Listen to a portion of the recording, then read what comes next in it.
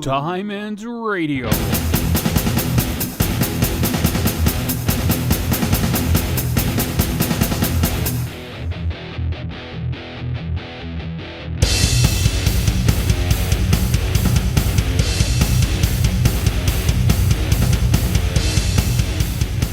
I figured I'd start this one off a little bit differently instead of be like, dude, what's going on? I just totally quiet. That sounds good to me. I love the awkwardness. Most of my conversations just kind of.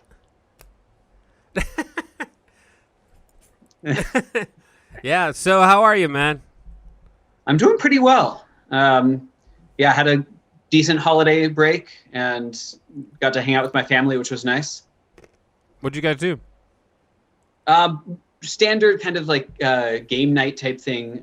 For Christmas Eve, my wife and I had both quarantined, and so did my parents. So we went up there, stayed the night, had a nice Christmas Eve dinner, played some card games, and then in the morning opened up presents, Skyped with my sister, just kind of hung out. So you guys are all San Diego based, or is everybody like in different cities, or? Yeah, so my parents and me and my sister all live in San Diego, and I was born and raised here. I do have a lot of family out in other places. My dad has 5 brothers, 3 of whom are in Chicago. Actually, 2 of whom are in Chicago now. One moved to Florida recently. One lives overseas in Georgia, the country, and one lives in also in San Diego. And then my mom has 3 sisters, 2 of whom live around here, and one lives out in Virginia. So huge family all over the place. Are you sure you're not Hispanic? I mean, I did grow up speaking Spanish a bit. So. I love when everyone's like, yeah, so like I have like 9 brothers and a sister. It's like, whoa. I don't have that. I only have what do I have? I don't even know. Jeez, wow. 2 half brothers and a half sister. Both my older brother, I'm the youngest. They're in Minnesota, and one's in New York. So nice. Yeah. So I haven't had. I like hearing when everyone's like, oh, my dad, so cool. So let's just get into this, like straight up theater. Yeah. What? There's a lot of individuals that look at theater in a way that they don't take it seriously, and you know what I'm talking about, right? Yeah. Film has kind of taken over a lot, where most people, have seen movies. They know movies very well, but not very many people really see plays or musicals anymore. And so stage theater has gotten to be kind of this eccentric thing that, rich people might go and see, but it's often difficult for, the masses to go see them. And it's awful because theater is one of the things, it's much more easy to relate to an audience when you're actually standing there in front of them. Mm-hmm. And so it's a lot more meaningful. It's a lot more, it's a lot deeper. And with people not going to see theater as much, and especially these days with COVID-19, no one's doing theater stuff. It's just, it feels like it's almost dying out, but I know, Broadway never will, but yeah. I really hope not, man. Like, I've done, live score for 3 plays, right? And it for me, in the experience of performing, was a performance, but that opened up for me, because I never did theater until then. This was like eons ago, and I was influenced to go watch plays. You know what I mean? But I'm not talking about like huge theater play, like, at huge venues. I'm talking about like 30, 40 people, 100 people, a little more intimate. And doing that made me appreciate theater, especially because I feel everything came from theater. You know what I mean? Kind of like how rock and metal and all that came from blues and that came from classical music. You know what I'm saying? Like Yeah. the origin of film is theater, because you would go to the theater to watch a play and then have your snacks or whatever, and it's the same thing. You know what I mean? And I hope it doesn't die down. I'm a huge supporter. I guilty of not going as often, but I should. That's only because of timing. But that's something that we all take for granted, is the fact that there's artists and entertainers and individuals like yourself that do this this job. It's a job, and it's performing, and we take it for granted because we have streaming, we have TV, we have movie theaters. But I think everybody, and I'm talking to everybody listening, you guys gotta go at least once a month. So, I mean, you gotta support them, and it's an experience, and each performance is different.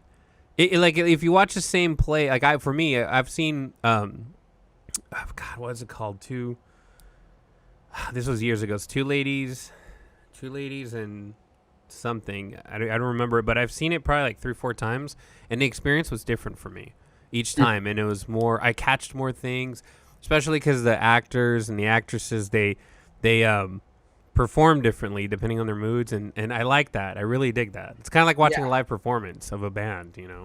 Yeah, absolutely. I was actually thinking that same thing where, it's comparing going to see a live performance versus buying the CD. Like, the CD is probably higher quality as far as like the production value, but you're not going to get nearly as much, energy as a live performance, because, when you're performing live, not only are you bringing everything you have, but you're getting more energy from the audience and kind of bringing that back to them. And so when you have people, that you're actually performing for, it's an amazing experience from both sides, definitely. Right. And so I've seen certain plays, like the same play over and over and over, and it's different every time.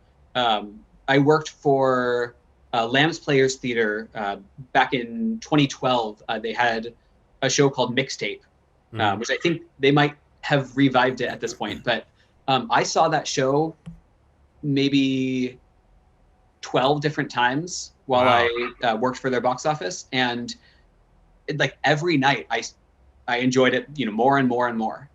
Nice. Wow. So what got you into doing theater? Like, why theater and, Yeah, so I did grow up with music specifically. Like I started playing piano when I was 4 or 5. I started playing guitar when I was 13. I sang for most of my life. But it wasn't until my senior year of high school when I had always kind of thought, oh yeah, acting, that sounds like, maybe a fun thing for, whoever. But my school did a production of Dracula, and I was like, well, me too. Dracula is freaking badass. Like I definitely want to be in Dracula, and I got cast as Van Helsing, which is a very major part. I loved the experience, and I guess I did very well. I won an award for Best Supporting Actor. Nice. And I made a lot of friends there, and the entire experience, I was just like, you know what, this is amazing. This is perfect. And so I started getting into the idea of acting. I went to Grossmont College and took some theater classes there. And I think the first year that I decided I'm going to get a degree in theater, that was the first year that I got straight A's. And I was just like, all right, it's a sign. Like this is what I love doing. This is my passion. Were you nervous your first time doing theater? Well, I'm sorry, as not your first time. Bad question. Were you nervous when you played Van Helsing? I was some of the time. for the most part, I kind of got over it. I was perfectly happy there. But there were a couple times that I got nervous and actually like dropped my lines or, just got stuck. And I don't know, what caused those specific nerves, but, there were just certain times I stopped and everything just erased from my head. And I was just like, oh, Man. I'm just standing here. And my, co-star across the stage was just like, what about this? Trying to lead me into my next line. That was cool. That's cool. Yeah. But I was also lucky. My first lines was a monologue that I had written in front of me because I was reading from a letter. And so I kind of got into it easily there's no way I can forget my first entire monologue. And then from there, I'm already performing. So, right. So I think I got lucky with that, but yeah. Have you ever found yourself in a situation where you're in the middle of a line? I'm sorry, I'm laughing because I've seen this happen. You're in the middle of a line and you just blank, you just space it out, and you just literally forget what scene you're at, what's happening. Like you get that oh shit moment, and then you're like, oh, I'm performing. Like you kind of snap out of it for a second, and then you get stuck. Have you ever had that? I had that once in as Van Helsing, but I think worse than that was I was playing Harry Houdini in the musical Ragtime, and there was a moment like I come out and say a line near the beginning of a song, and then walk back, and about 2 minutes later, the song near the end of the song, I come out and repeat some lines and leave. And I came out for the first, said my lines, left. And then I was like, I have to go to the bathroom. And then I was going to the bathroom and I heard the music that's like 15 seconds before I'm supposed to come on. And I was like, oh crap. And so I just like rushed up there. I was supposed to be in a straitjacket at the time. And like, I rushed up, was just running, climbing up this ladder, trying to throw on the straitjacket, barely in time, completely out of breath. Just, here's my line and done, off stage. Oh my God. Wow. Yeah, I was watching one of my teachers, he does he in high school he taught computers. He was doing a play, and so he invited me and some friends. He's like, I'm not supposed to, because it's teacher student, but I figured you guys are cool. So we went to go see, and they were performing, and the lady was like performing. She got into it, and all of a sudden she went, like, she looked at the crowd, and I guess it's a rule you're not supposed to if you can see them because of the lighting. She looked at the crowd, and she looked, and then she was like, I just forgot my lines. And she like said that out loud. She's like, and I just forgot my lines, and everyone's just like, you know what I mean? So that's why I asked if that's happened, and she explained that, because we asked questions like, hey, what happened? And she's like, I was in the character, I was in the moment, and I looked at the crowd, and then I realized, oh shit, I'm acting. So yeah, that's why I asked. Have you had any formal training other than you said Grossmont, right? Yeah, so I took some classes at Grossmont, and then I moved up to Fullerton, and I got a bachelor's in theater arts from Cal State Fullerton. Oh, cool. I tried to get into their BFA program, but that's a program where only 10 people get in each year out of like possible 40.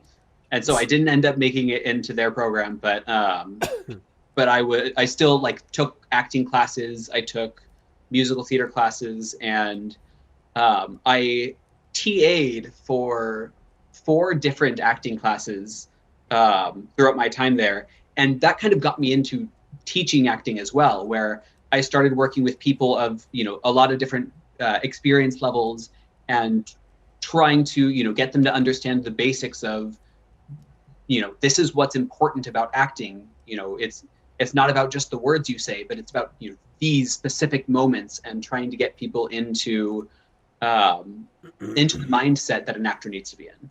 Is it hard to educate people in acting? It's kind of a weird question, but in comparison to other subjects, because it's acting. It's like pulling Mhm. yourself out of this element and pretending to be somebody else. I feel like it's similar to math in the idea that some people get it, some people just don't. Hmm. Because one of the big things about acting is you need to be able to kind of let go of yourself and take on the character. And, some people are just so set in who they personally are that they can't break free of that to play other characters, and that's not necessarily a complete turnoff of actors where there are several actors like uh, Keanu Reeves who, if you try to watch him in a lot of different things, he's not going to be that different. He kind of always plays just himself, but he has a very specific personality that works in a lot of those films. Yeah, But he's one of my favorite actors.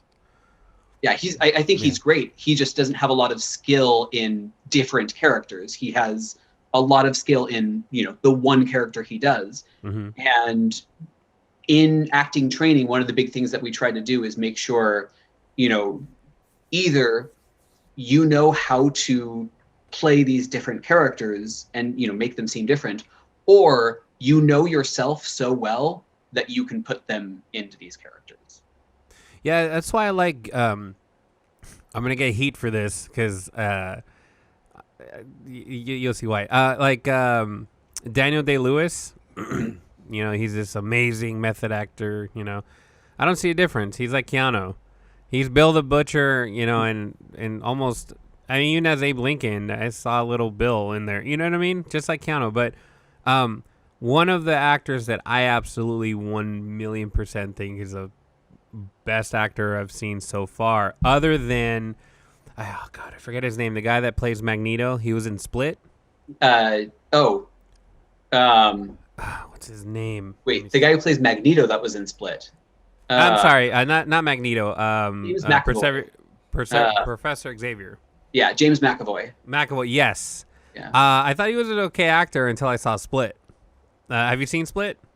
I saw a few scenes from it, but I heard amazing things about his performance. There is a scene that he's being interviewed by a psychiatrist, and the psychiatrist is speaking to a personality and then calls for another one, and the camera's showing his face, and his face transforms into that character. And I was like, oh my God. Kind of like how Jim Carrey, how people, they do face impersonations. Mm-hmm.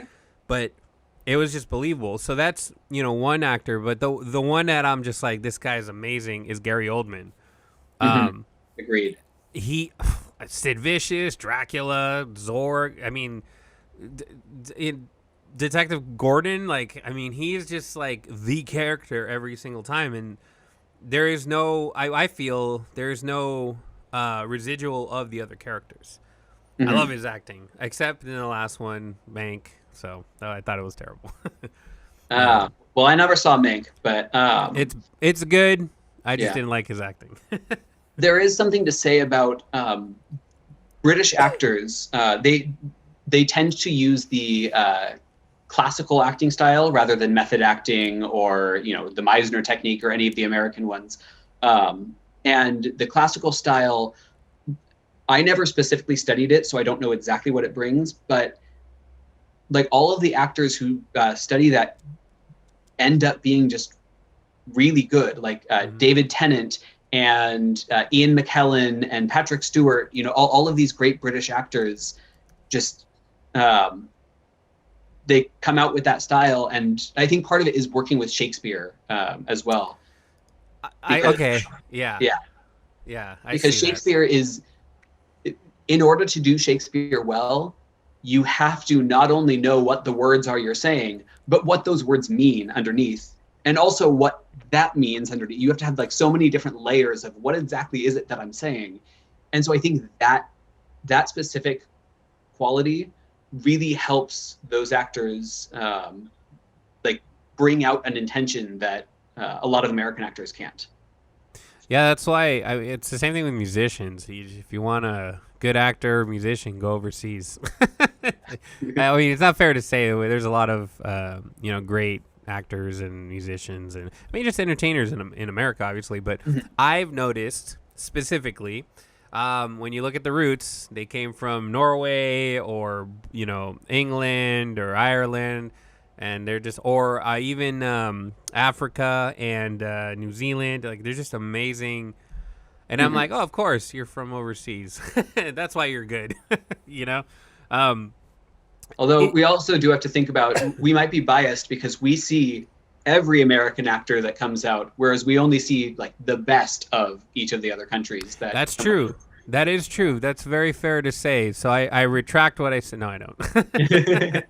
That's yeah. Um, do you like acting? Okay. Well, here how do I ask this? What do you prefer more, acting or theater acting? Is that fair? Is that the right term? Theater acting? So you're saying film acting versus theater acting? Yeah. That. Thank you. That's what I Okay. meant. Um, so it depends on the role, I think. Mhm. Um, one of the benefits of theater acting is I can do something different every night. And so, Mhm. especially for like comedies, being able to play off of the audience and like listen to them laugh at what I'm saying, um, and just having ridiculous things happen. Like in a comedy, if I forget my line, I can look out the audience and be like, "Oh no, what am I supposed to say?" or something like that, yeah. and Yeah. it might work. Um, whereas with more dramatic pieces, it's like actually getting into that emotional space is harder to do night after night after night after night. It starts to wear on you. And so I feel like for more dramatic pieces, film acting suits me more.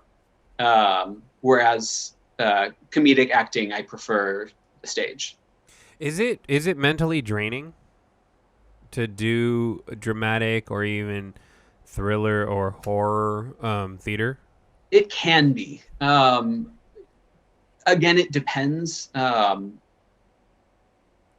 I think typically the ones that are most draining are the ones that like you really have to get into the character. Mm. So thinking of like method acting is the type of acting where you're really allowing the character to overcome you. Sort of, you are becoming the character. Yeah. Versus my preferred stage acting technique is the Meisner technique, which is based on basically you are kind of yourself. Like yes, you have certain aspects of a character, but what's more important is you're reacting to your scene partner and the environment around you. And so on stage I like to do that, and emotions will come just because I'm reacting to what other people are doing, but I'm not really getting deep into that mindset. But for film acting, it's harder to do that a little bit just because you're not acting with a partner a lot of time. You're acting with a camera and Right. Right. a director behind the camera. Maybe someone is feeding you lines, but you're not working with the other actor like all that much.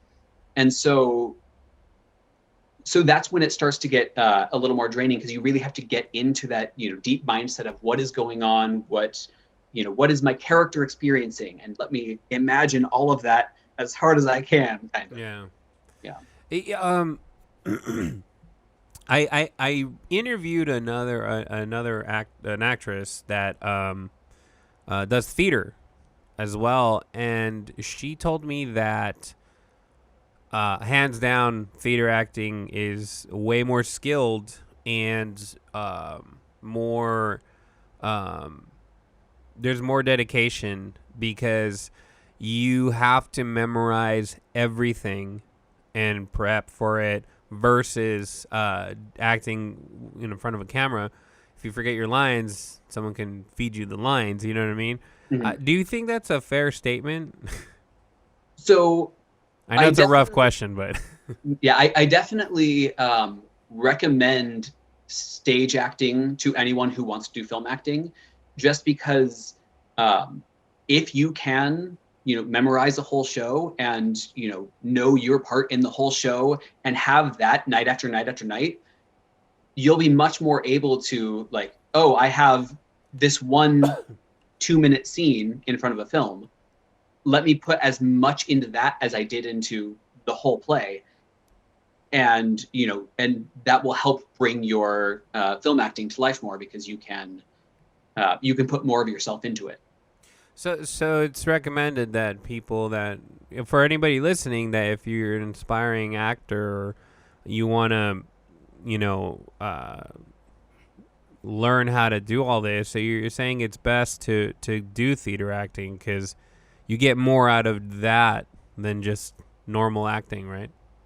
I would say, yeah, there's benefits to both, but like if you could only do if you could only practice stage acting or film acting, and then you had to go shoot a film, Mm-hmm. I would recommend stage acting, because I think it will give you more than It sounds like just it. film.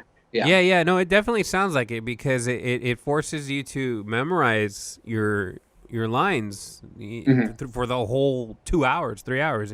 That's the thing too, guys. You got to remember is that you're watching a 2 hour film and that's shot within 6-7 months, but when you go to a theater, it's literally the time you're there. That's a lot of memorizing. I mean, I have hundreds of lyrics memorized, but I can't imagine what it's like to memorize an entire play. It's a little different for me because I don't know, lyrics they have their own thing, their own subject, that's it. But with a whole play, it's like you know what I mean? It's incredible. I wish I can do that. I mean, I haven't really tried, so I should try, but kudos to you guys, man. That's awesome.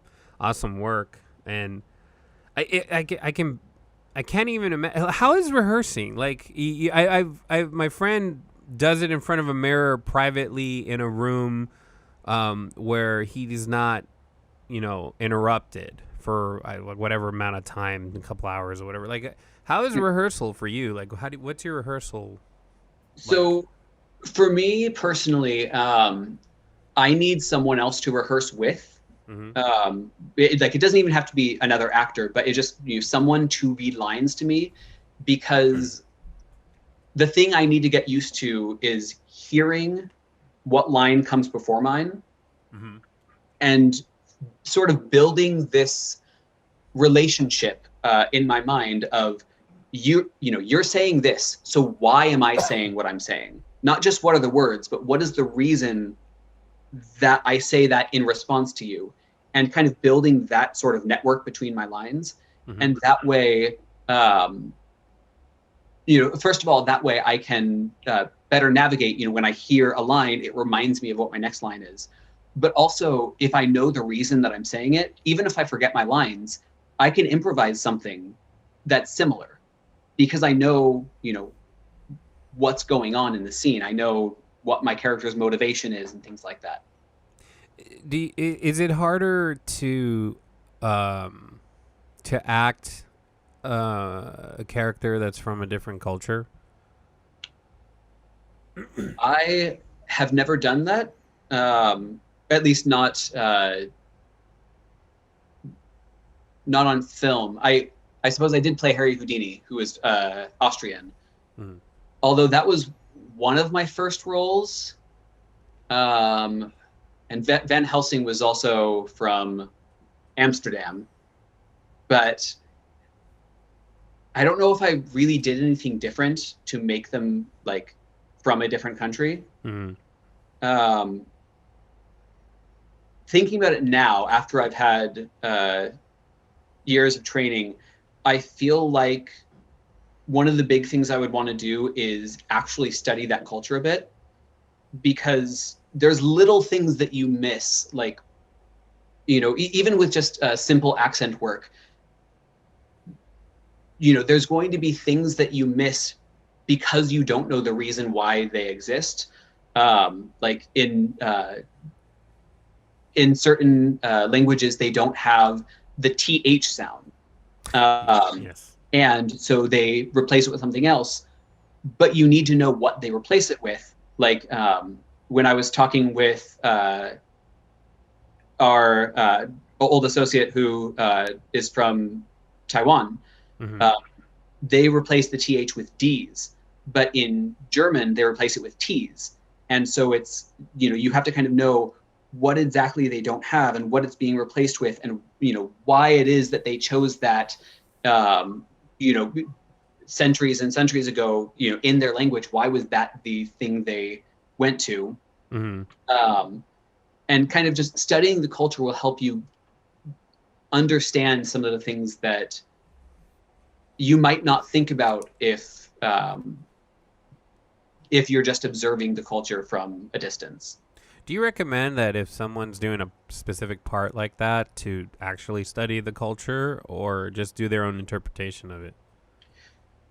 I would say it's definitely important to study it at least a bit, like study it enough that you could answer some basic questions. If people asked about, what's it like living in London? What is daily life like there?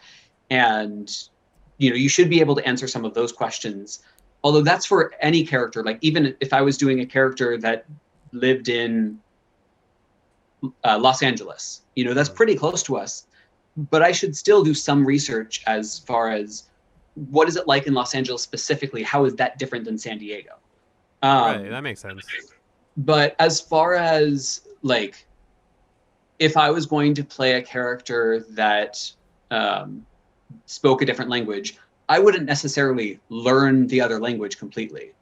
I would get a rough idea of how it should sound and a rough idea of, the general idea of what life is like there. And then I would put my own interpretation onto it. What? Yeah. Okay. What's your take on individuals that portray, like, for example, the whole controversy about how Robert Downey Jr. portrayed a black man, Mm-hmm. and then Wayne's brother portraying white chicks, or Eddie Murphy portraying an Asian dude. Like, what's your take on the offense on that? Do you think it's fair for people to take offense? So, to an extent, yes, but Drum roll. I think it depends on the situation. Like, for example, Robert Downey Jr. playing a black man, he was specifically playing a white man who played a black man. I know, it was awesome. And that was kind of the trope they were playing up. So I think that's okay. There's still, like, I can understand why people would be offended by that, but I personally think that's okay. But when you get, Mickey Rooney playing an Asian, where he was just a white guy playing an Asian stereotype, Yeah. that starts to get like, we can't have you, you doing that. And I think part of the reason is that role could have gone to, an actual Asian person. Right. And Okay. that's the real thing that we're trying to avoid. Is right now, Hollywood is a bunch of white males. Mm. And secondly, a bunch of white females. And then very, narrowly after that, or, a far way after that, I'll say, we start to get people of color, and Asians and, other cultures coming in. And so we really need to be able to let people play the roles that they can play. Mm-hmm. Before we start having, Scarlett Johansson play Ghost in the Shell. I was just gonna say that right now. We're on the same level here. Like,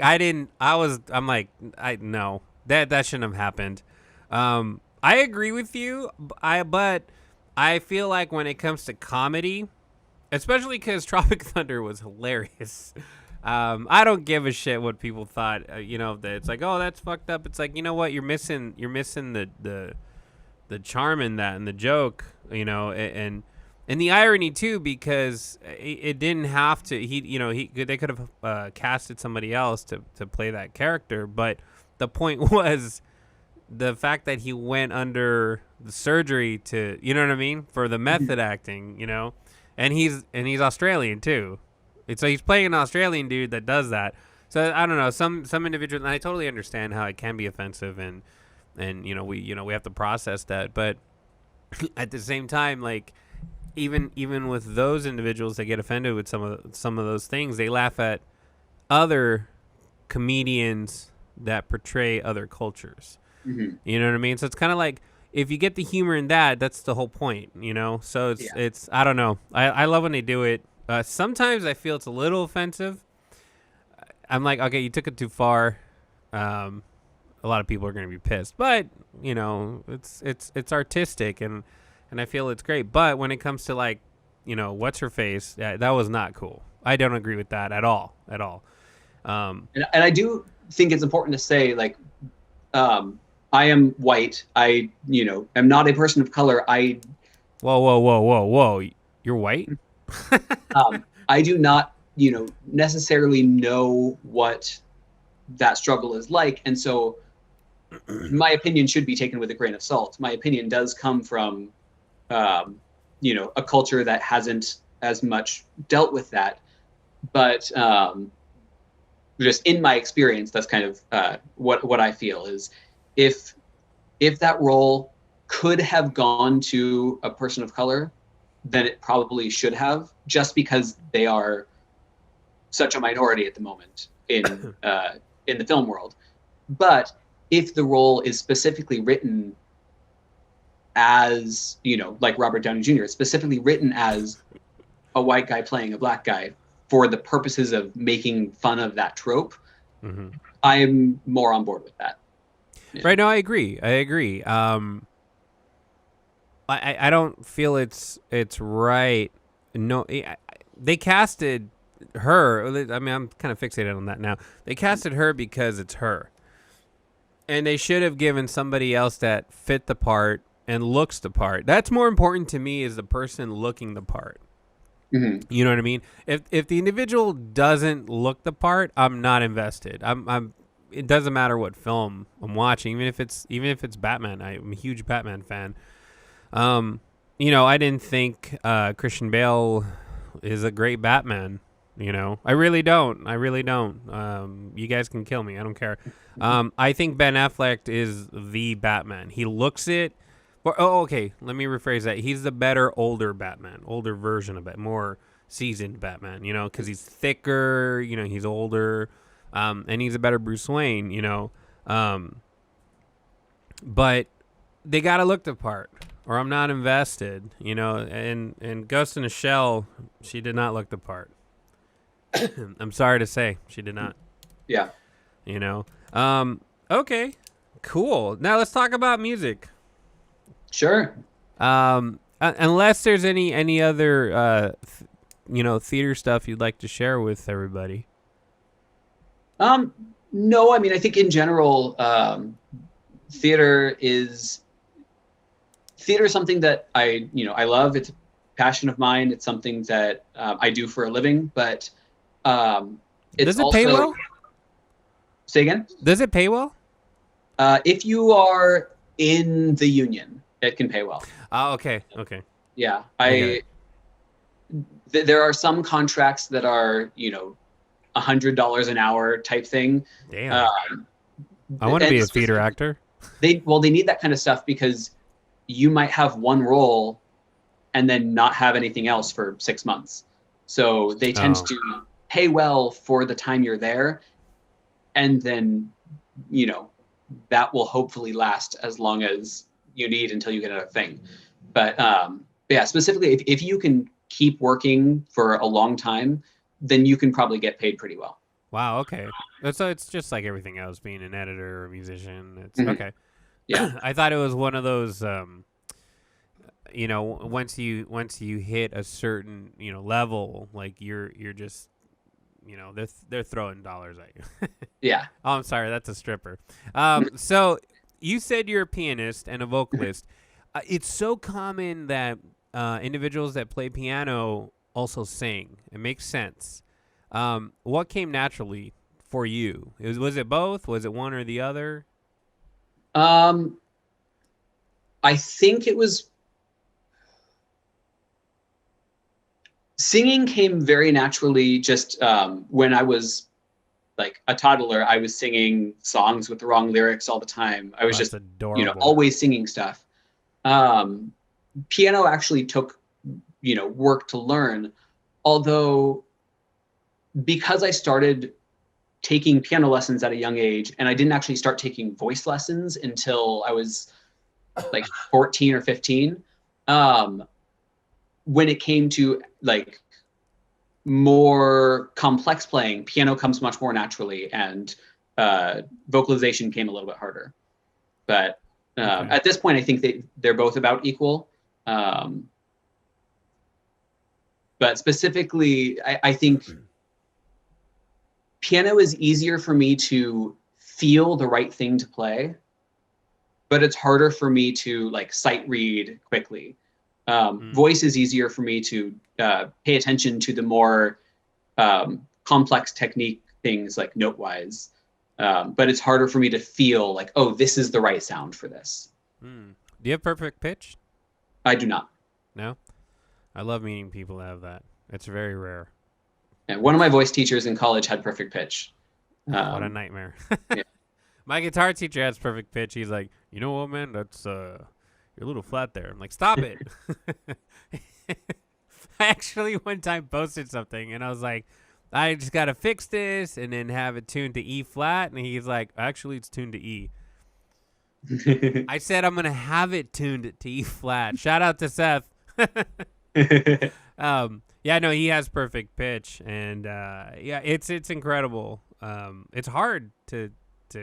I mean, I'm trying to learn perfect pitch, and I'm just like, I gave up. There's no way.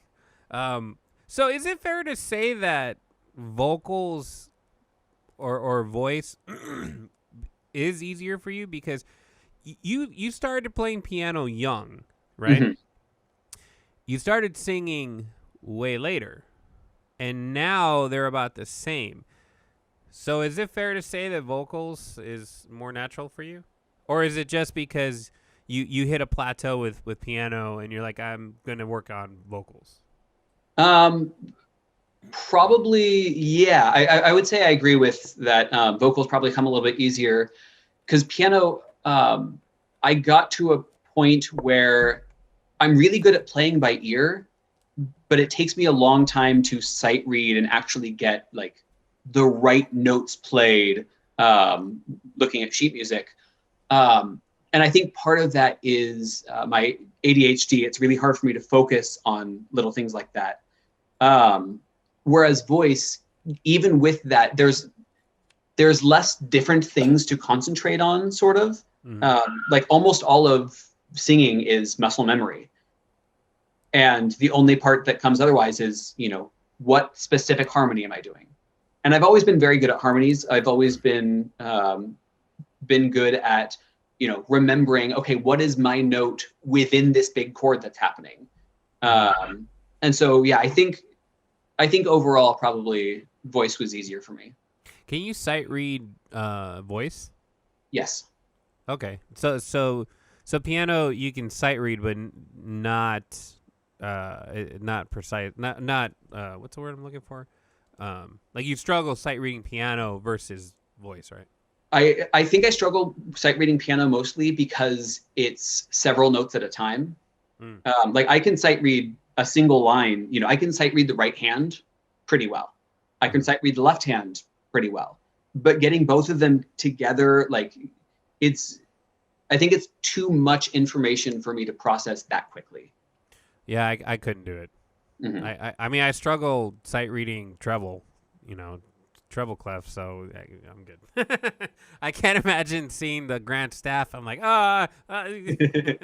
what's my hand doing? Why is it doing something opposite of the other? Okay, so, and you started playing guitar when you said 13, 14? Same time you started singing? Yeah. How's your guitar playing? Is it... I know a lot of chords, and I am very good at playing rhythm. My lead guitar skills need work. There's a few solos that I've learned that I can do pretty well, but I can't improvise a solo very well on guitar. Oh, I see. Yeah. Cool. And what got you to play guitar? So specifically, my parents, my dad's a music teacher, and he has taught most of the people in my family. And so we had a family band that we've since broken up since COVID because we just can't get together. But we were called Doppler Effect. And it was my dad on lead guitar and vocals. My mom originally was on drums, I think, but she moved to rhythm guitar. One of my cousins was on drums. My grandma was on keys. Another cousin was on bass. And I wanted to join that band. And I was like, well, what can I do? We already have a keyboard player in the band. I can sing, but my dad's also doing vocals, so I can't just sing. And guitar is it's a good thing to be able to accompany myself, where I can just bring it around with me. I can, bring around a guitar to school and play it while singing. And so I kind of used it. And part of the reason I didn't learn how to solo is I used it as a backup to my vocals. Well, that makes sense. Okay, that makes sense because you can't carry a keyboard with you. Yeah. Yeah. Any other instruments you play? So I can play the recorder, which I know everyone can sort of. Cannot. That's one of those instruments that in 3rd or 4th grade you start to learn. But I actually went above and beyond, and I can play pretty well on the recorder, although it's still a recorder, so it doesn't sound great. And I took lessons a little bit in saxophone and drums and what else?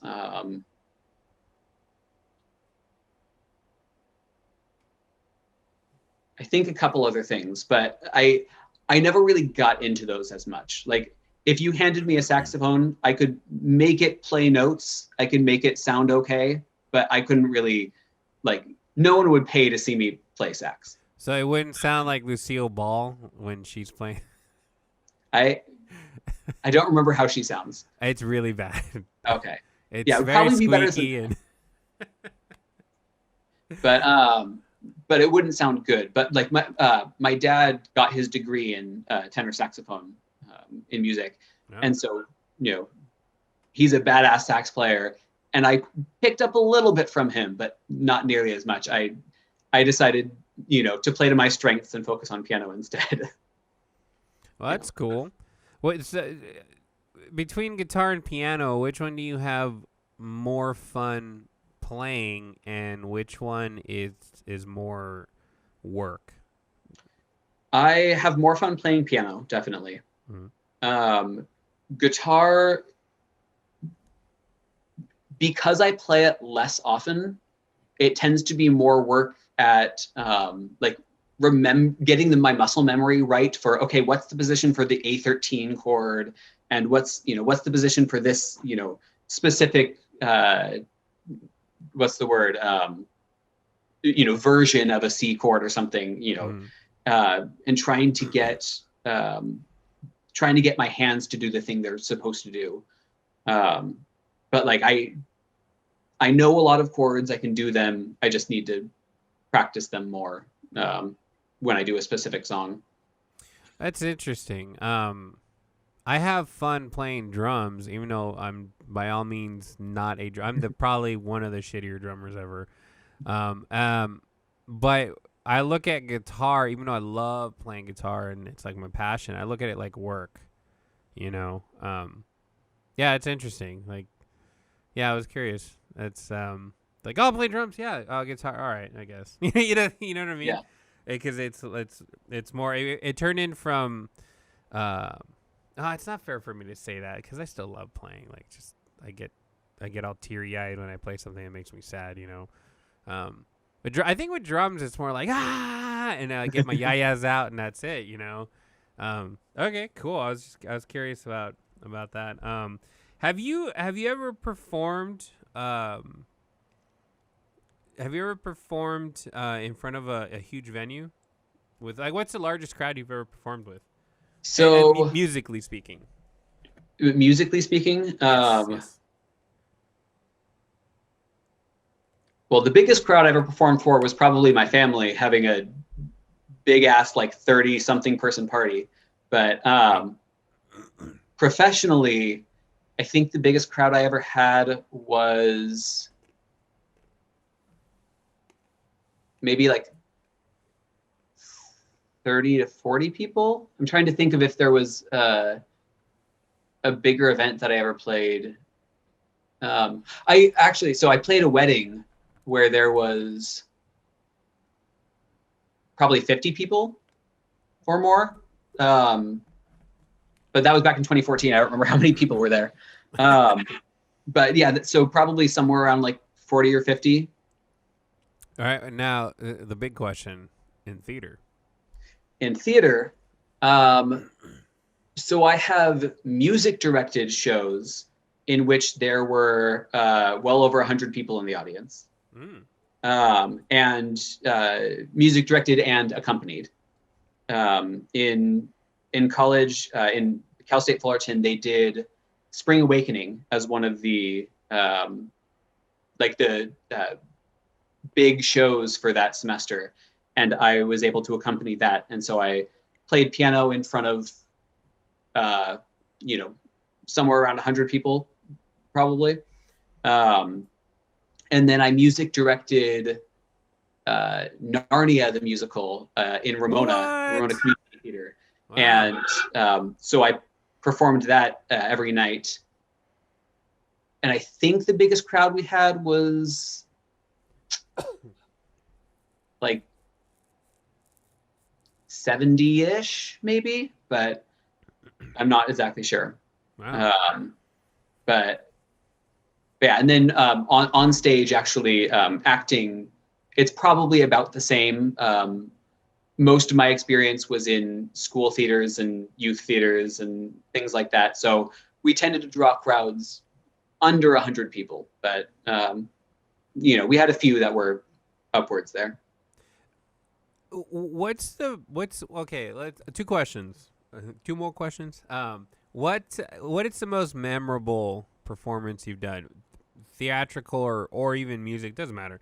And what is this is a tough question that I love asking. What is the worst venue you performed at? So the most memorable performance would probably be music directing Spring Awakening. Mm-hmm.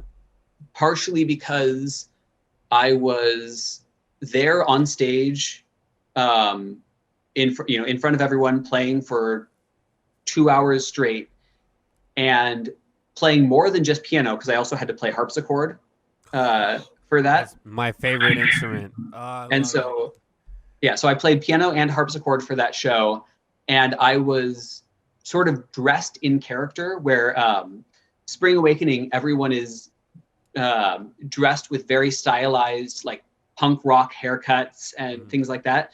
And so I had a punk rock haircut, all done way up high.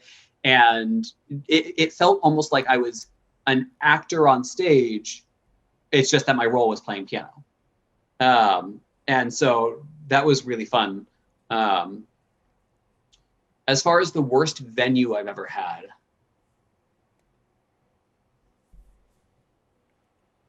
it would probably be at Cal State Fullerton. They have a very small arena theater that fits like maybe 50 people or something. Mm-hmm. And they used it for small showcases that the students would put on every other week. And so I music directed some of those as well. But there's no real space for like the piano. So I was kind of shoved off to the side. There is no acoustics, so you like really had to shout out just to get like 10 feet away. It wasn't a bad venue, but it was a hard venue to play in. It's not ideal for that. Yeah. What you're saying. Okay. What's the best venue? So far.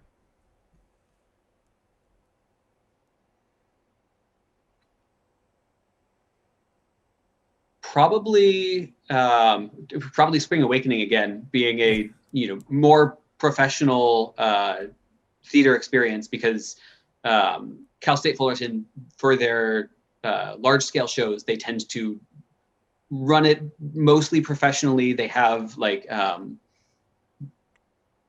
they have set designers build like a really good set, and there's a lot of room in the audience. They tend to sell out their shows. And that one specifically, it was a thrust stage. So I had audiences like all around here. And so I was kind of surrounded. It was pretty fun.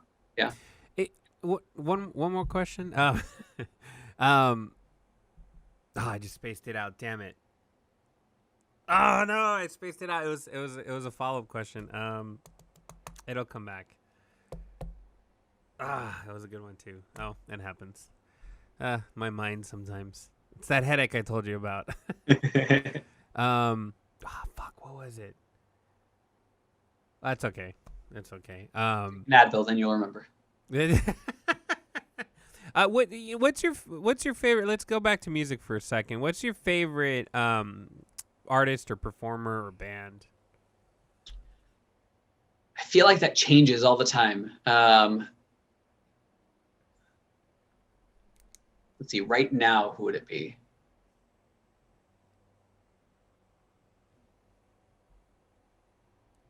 I'm not sure. I listen to a lot of different types of things. Like, to give, I guess, like a top 5 or something, I really like old Blink-182. Like, I grew up with them. They were one of my favorites. And great. bands like that, like, Green Day and similar punk bands like that. I also really liked Bon Jovi.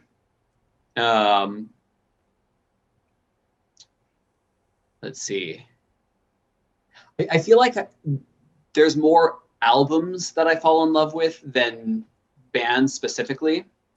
So I would say My Chemical Romance, Black Parade is one of my favorites. Yeah. Green Day, American Idiot. And I have mixed feelings about that album. Say again? I have mixed feelings about that album. Oh, yeah? Yeah, I mean, I love Green Day, but I don't know, when that album came out, I was sold partial way, I guess, like 30% of it I liked, you know. I don't know. I don't know, mixed feelings. But it is still it's still a good album. Me personally, I'm like, oh, you know. And you were saying, like Panic at the Disco. I think that Brendan Urie is one of the best performers alive. Yes, I agree. I love how they add theater into their. I love when bands do that. I mean, because I'm a Floyd head, so I love that. Yeah, great band, good collection. Are you gonna do any performances anytime soon? I mean, I know we're in a time of COVIDs, but right. I don't know. You know, musicians are performing, so. I do still have a band with my parents. The three of us play. We're called Soul to Soul, using our last name as the Soul. So SOULE, the number 2, SOULE. We used to play, and we probably will continue to once COVID ends. We used to play at a restaurant in Ramona every so often, and we still get together occasionally to jam, to practice a bit, and we'll start finding some more venues probably to play once we can. But in that band, I play keys. My parents both play guitar, and all three of us do vocals, trading off and doing harmonies. That's amazing. A lot of people don't do harmonies nowadays. You know, I mean, well, with band members, unless you're specifically, performing covers and stuff. But I love when bands or individuals do harmonies. It reminds me of the old days, the 90s. Oh man. Awesome. So would you ever release like a musical album? I mean, have you written like any material? I've written a few songs. I would definitely love to release an album if I had enough material to do. I feel like I'm only really proud of one of the songs I've written. And most of the other songs I've done, you know, I either look at, I'm just like, that's, you know, I still need to do something to make that good. Or I look at it and I'm like, that's very childish or something. Um, You're your own worst critic. yeah. And I think part of the thing is I'm not very good at working alone. Like I need someone to bounce ideas off of. I need, you know, just someone to work with to help me, you know, think of and improve ideas.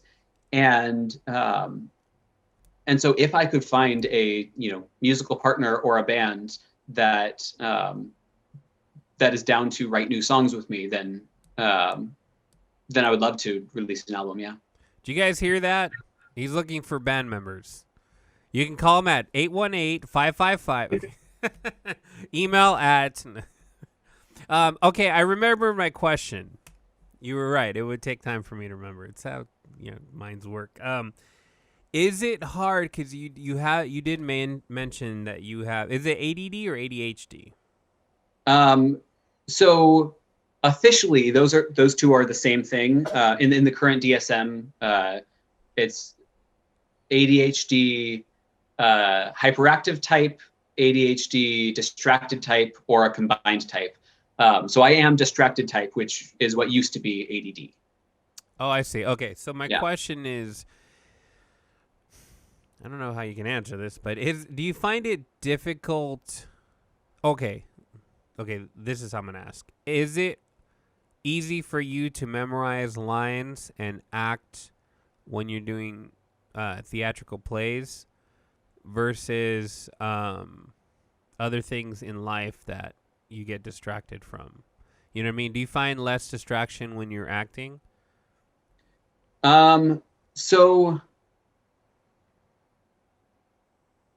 are you talking about just memorizing things in general? No, or... I'm talking about like performing. Like, you know, like you go to work and you go to the grocery store, you're driving, you know, and you get distracted, you know, oh, what's that? Oh, it's it, right? Like daily life versus performing. Do you ever, do you find yourself being distracted less performing?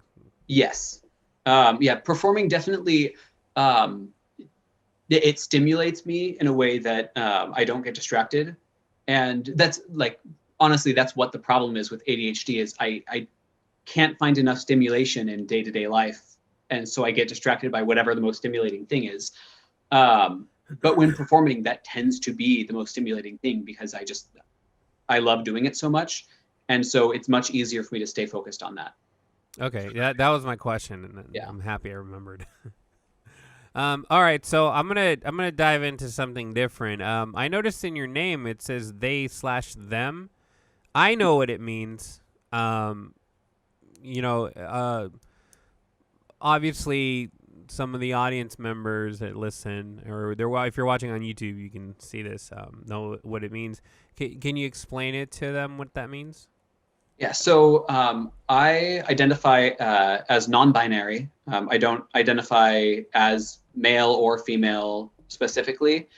And so as such, I am preferring to use they, them as pronouns instead of he or she. And so, yeah, I am just a person rather than having a specific gender. How did you come how did you come to that decision? Was it hard? Are your people supportive, non-supportive? Like let's discuss that.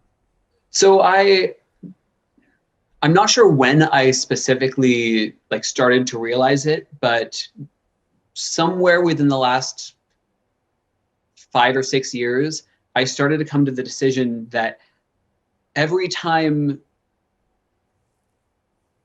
that someone assumes something of me because of, you know, my assigned gender, it made me feel bad.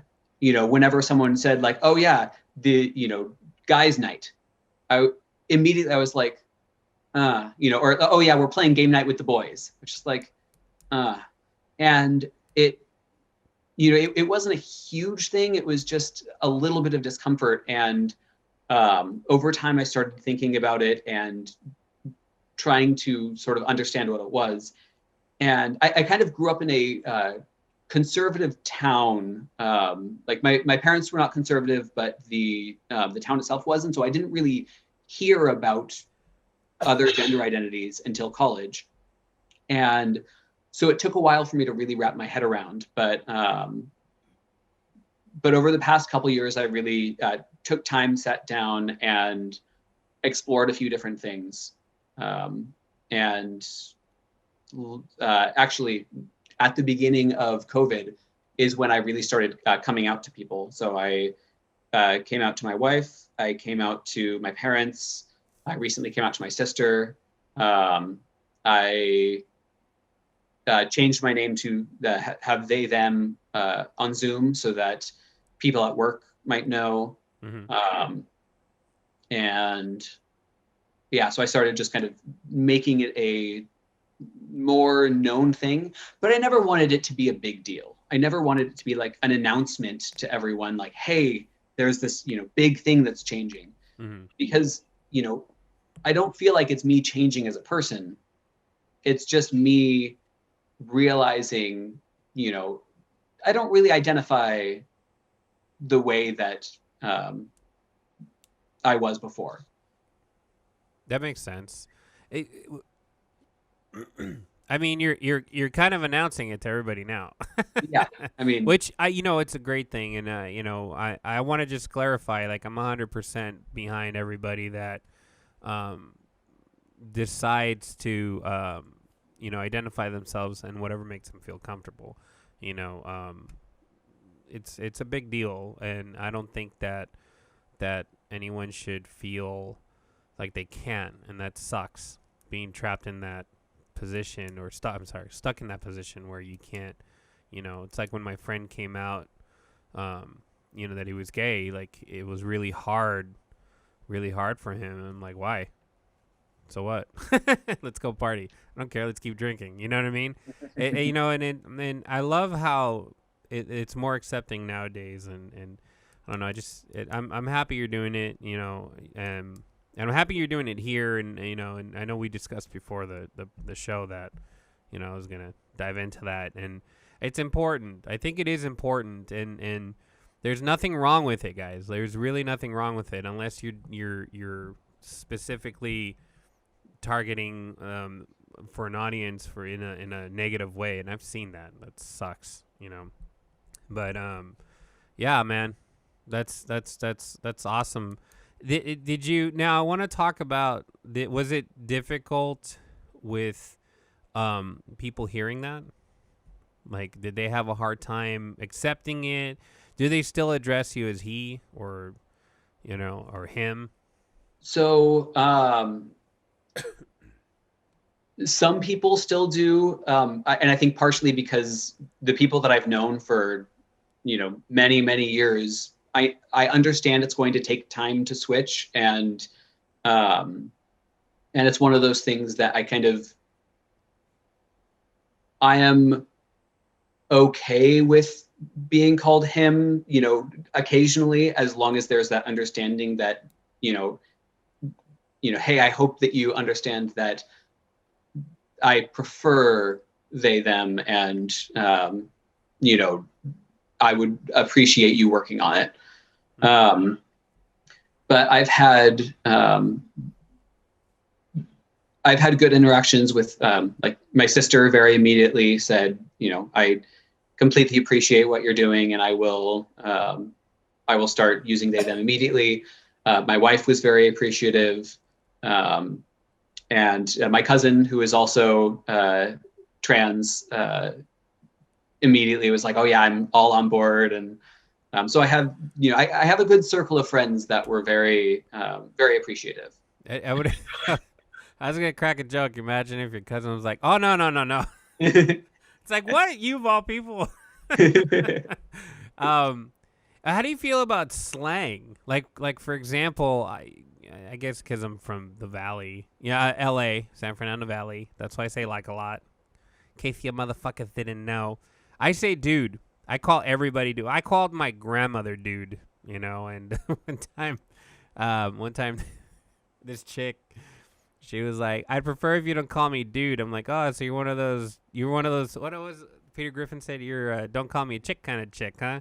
And when I said that, she started laughing. And I said, dude, it's, I try not to do it. Like, see, I just did the try not to say like a lot. But, like, how do you feel about the slang? Is that offensive? Like, for example, I say, hey, man, how's it going?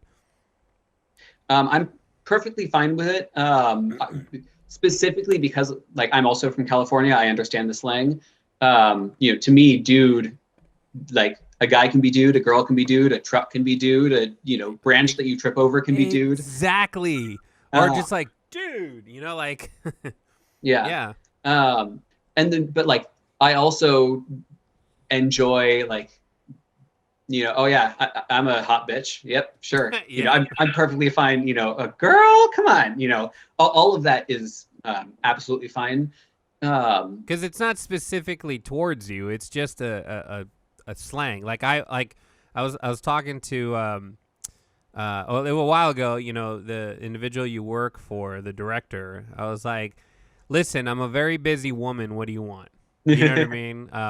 He appreciated the joke, but yeah, it's I don't know. I was curious if that would offend you. I would hope not, because dude, I'm not changing. But if I do refer to you as he, him, or I can't even think of anything else. I would prefer that you bitch slap me and say, motherfucker, what did I tell you? It'll be a little bit hard over Zoom, but no, it's great.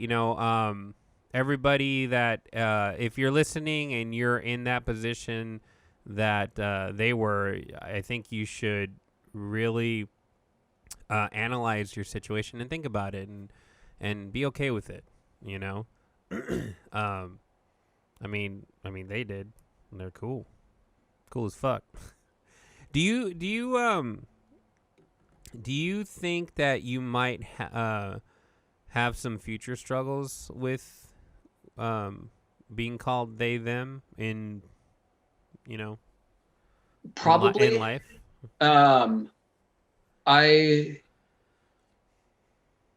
especially because, like, we've been locked inside with COVID, sort of, I haven't had the opportunity to go out and market myself.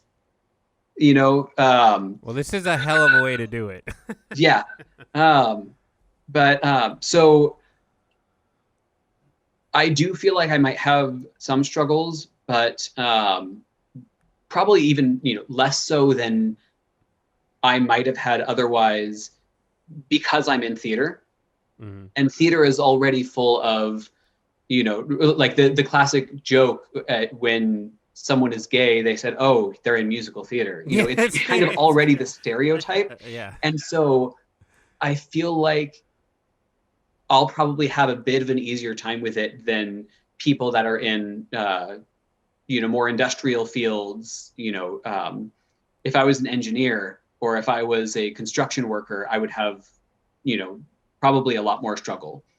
But like being teased, because in that atmosphere, I mean, I was once upon a time a construction worker, and I know I kind of fit the part, that and a biker. And they is a lot of macho bullshit that goes on, and they do tease. Like we had some workers that they came out and they would tease them. I mean, they would say some fucked up things, and I wasn't in a position then to speak up, which sucked, because I when I come across that, there's a difference when it's a joke or you're roasting someone, or you know what I mean, versus like there's offense. And I've even told the individuals that we cater to, I've even told them, like, it's cool to roast and to joke, but once there's like a hint of a negative insult behind it, I'm not cool with that, and yeah, I totally see that. I can totally see that in the different fields. I mean, like in the fields that we're in, it's definitely more acceptable, and you're not gonna find a lot of individuals that are gonna bash you. And if they do, they're fucking idiots.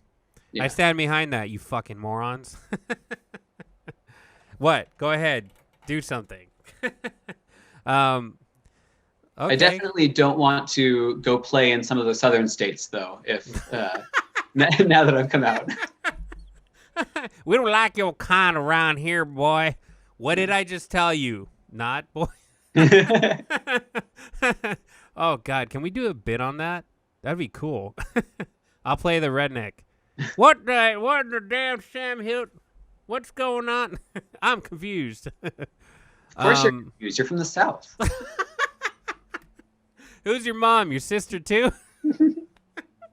I have. I don't know if you know this, but I have a soft spot for hillbillies and rednecks. I love them. They're cool people, and it's no secret. That's why when I do impersonations, I imitate them. They're I don't know. They're just down to earth, cool people. I learned a lot from.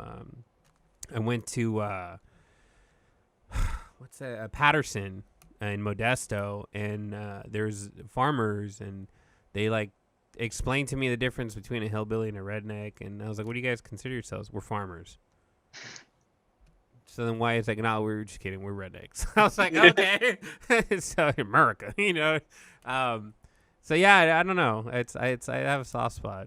I love, but then again, I also don't agree with some of the things that they, they believe in. I feel like it's backwards. I'm gonna get shit for that. I just said that. Oh well, that's the show. So do you have any plans to incorporate that into your music? Maybe I didn't plan to, but I could definitely see myself doing that. I feel like identity and like sort of being a shapeshifter, like that kind of mentality of existing in between multiple different personalities.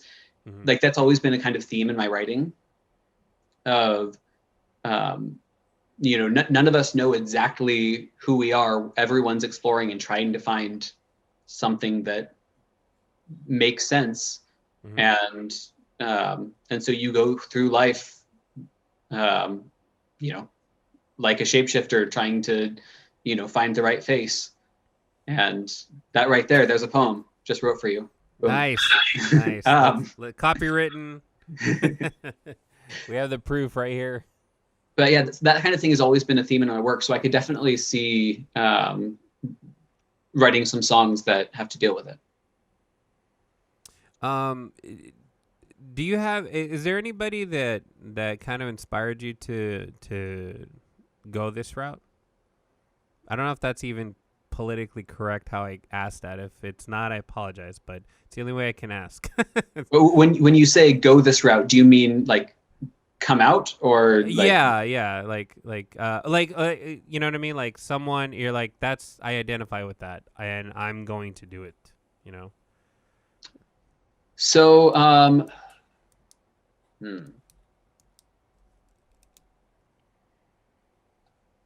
I don't think there was a specific person that like I said, oh, I identify as that person, I'm going to be like them. Mm-hmm. It was more of I identified with so many different people of different genders and sexes and identities. I just kind of related to so many people that I was like, you know what, I can't really identify as this one group. I can't identify as male because I identify with so many females that I know. Mm-hmm. And like, it's one of those things of identifying with too many people. And so my identity kind of is forced to be open, No, I get it. Yeah. Here's another question I have. You said you were married, right? And you referred to your wife as your wife. What would you prefer people to call you? Partner? Yeah, I think partner would be a good word. Partner or spouse. I haven't really decided.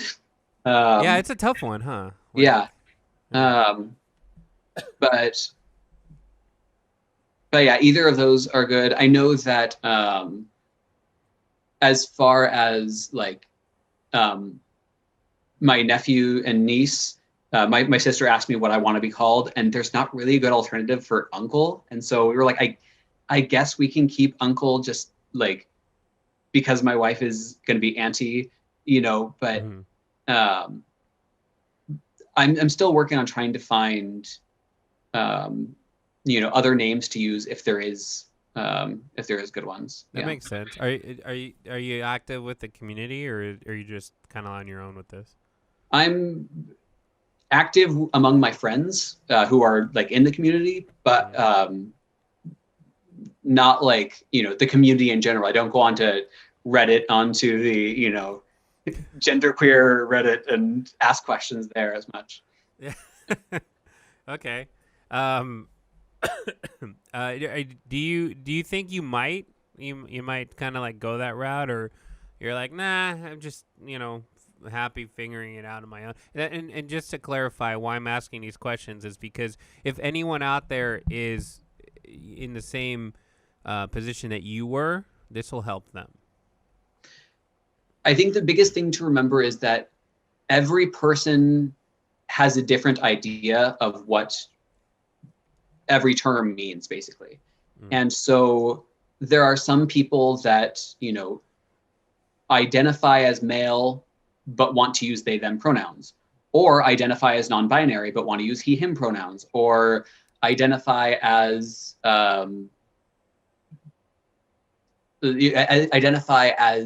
female when they were assigned male at birth, but they want to use they, them pronouns still. There's different ideas of what, non-binary and agender and, all these different terms mean. And so if you do go online and start asking questions to the community, you're probably going to get 15 different answers. I did at one point go on and ask just when I was just starting to kind of figure it out, like, hey, this is how I feel. Am I genderqueer? And I got a bunch of responses saying, nope. And I got a bunch of responses saying, yep. And a couple of them really stood out to me as like actual meaningful answers. And so those are the ones I took. Okay. So it's That's important actually helpful. It's important to keep in mind how you feel, and don't just let every answer have the same weight. Yeah, that's really cool you said that, and that's important. Is take your time with it too. Because you never know, it might evolve into something different. That you're like, this is how I feel. I am more towards this. Yeah. So anybody listening, it's all right. I know. I had a it's really difficult for me to hide who I'm talking about. So I had an individual that I would educate at one point in life that has transitioned, and that individual explained to me how they felt and what they wanted to, how they wanted to come out, and how they wanted to explain like their terms. And the individual felt comfortable enough to tell me before the process started, which I feel like I'm honored. You know what I mean? And and I explained to the individual, I was like, I have a cousin. It's actually one of my drummers, my old drummer. If you're listening, shout out to Kristen. Transitioned also. And I was like, cool. That's awesome. And she's very active in the community. And I even asked her, if she would come out and talk with, certain individuals that, I would educate. And I haven't heard back yet, but hopefully she'll do it. But yeah, just taking your time with it and really, really understanding your position and being comfortable with it, and it's cool having support. So if you guys are listening and you're in that position, there's support out there, even if your immediate family doesn't accept it. I mean, when my cousin transitioned from she to he, they did not take it very well, not at all. And it's understandable, Hispanic family, in, typical culture and stuff. But, at the end of the day, I even told my cousin, I was like, dude, like, I got your back. Like, and he went through a lot, a lot of stuff, some drug addictions because of it, and very stereotypical, unfortunately, but it is a real thing,